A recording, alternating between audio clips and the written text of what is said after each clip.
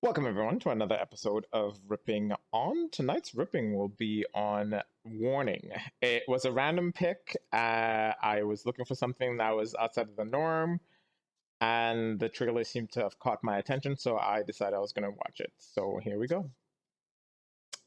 So the movie starts off kind of different.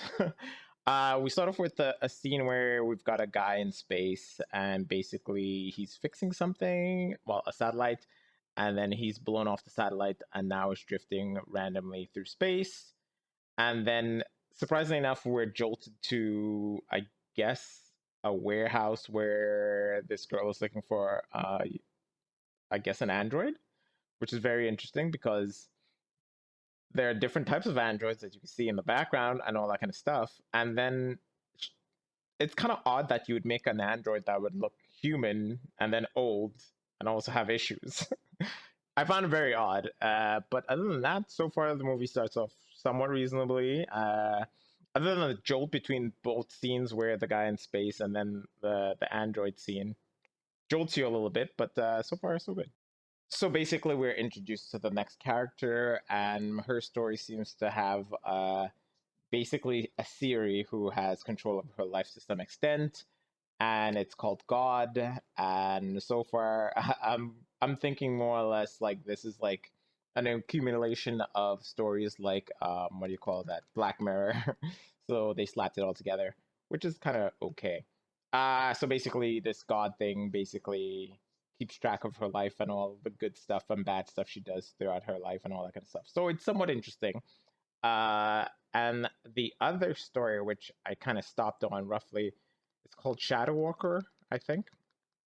And for that one, basically, someone's stalking the girl, and so far we don't know who it is, but I'm assuming it's the goddamn boyfriend or something, right? Because it's kind of weird. The person always knows where she is and all that kind of shit. So that's my assumption. Anyway, so let's keep going.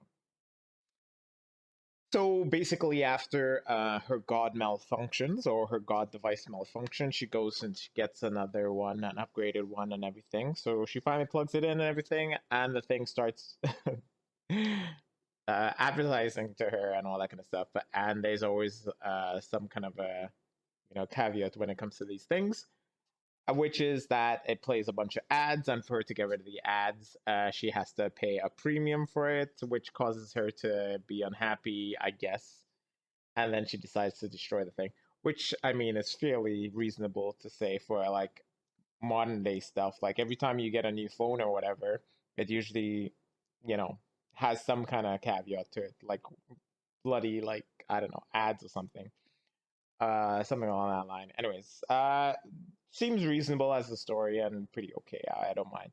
The next thing we're introduced to, I'm assuming is the last two characters or the last little sketch that they have, because it doesn't seem as if there's much time left in the show, in the movie, sorry. And basically, via the family dinner, we understand that some humans are immortal, which is kind of funny because it makes me think of a previous little skit that I saw from the channel Dust on YouTube. So it kind of made me think of that. And basically, the son falls in love with an ordinary human, and he wants to turn off his immortality to live out his life with her and all that kind of stuff to make it sound super romantic, blah, blah, blah.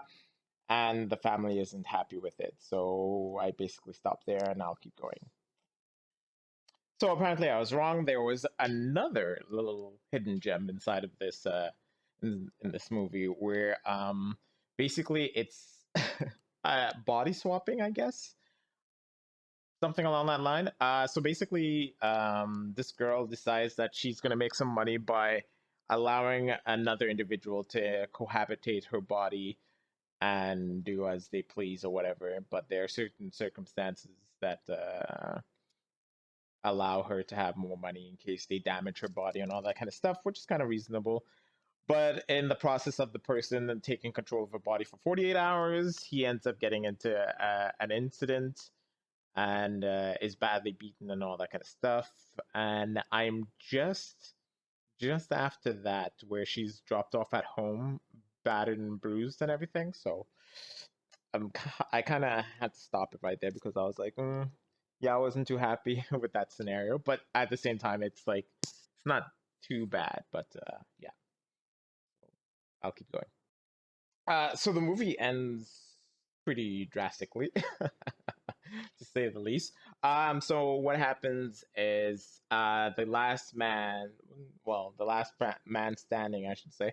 So due to the fact that he was blown off course and all this kind of stuff, he ends up witnessing the end of humanity kind of thing, and it's kind of interesting. But yeah, I'm not gonna spoil the absolute ending, but it ends in a very interesting way. Anyways, let's get into the verdict and everything. So I'm gonna give this movie roughly a 6.5 to 7, due to the fact that it has a lot of interesting little stories in it and all that kind of stuff, and they all tie together with the original story, which is kind of cool and interesting too. As for how the movie plays out, like all the scenarios seem fairly reasonable. There's nothing I could really complain about. Uh, but I do have to admit that each little story is kind of jolting. It's like you're being dragged away from one story and then slapped into another, and then it doesn't really connect all that well, but eventually it does and it makes sense. But along the way, it's a little jolty. Like you're just being slapped around a bit, and it makes it a little hard to kind of swallow the whole entire movie as a whole. But once you get to the end, you kind of make it makes sense why it's the way it is. So yeah, so that's my verdict on it. So I'm gonna assume like the majority of people would probably give this a 6, minimum of a 5, because it is fairly good no matter what. But the joltiness might not be something that people would be appreciative of, but it's still a pretty good movie. So yeah, and I will see you guys on the next one.